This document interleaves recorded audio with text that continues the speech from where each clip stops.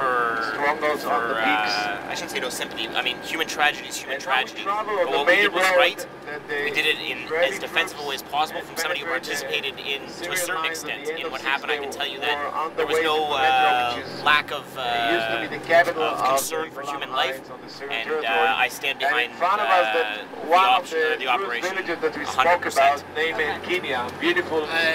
I agree, and I can just say that I stand behind what the Israeli Defense Forces did there. I think that everybody in the world is looking at the unjust human rights activities that went on there, but I can tell you that from experience, not from being there, but from my training, that we as foot soldiers take every precaution necessary to make sure that we're not harming civilian life.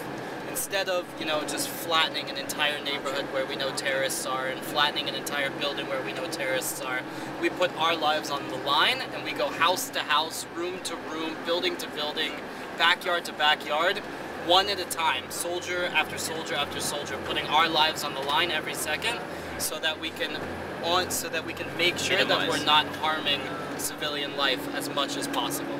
And that's something that you don't always see from most armies. You won't always see that. You'll see a lot of armies that if they know there's a stronghold of terrorists in an area or of an enemy in an area, they will choose to just bomb it instead of going in there and picking them off one at a time to minimize civilian casualties. And, we waited as long as possible. We pulled out of Gaza, as Sean said, and we waited as long as possible. We played defense, and it just got to the point where we couldn't let the situation continue as it was. So then we went from the defense to the offense, and we conducted a just and a moral war. And obviously war is never a good thing. It's never good for anybody. It's harmful to both sides, to everything. But this was something that we needed to do to change the situation that was going on in Gaza. And for the time being, thank God, we have changed the situation. They're not firing as many rockets over.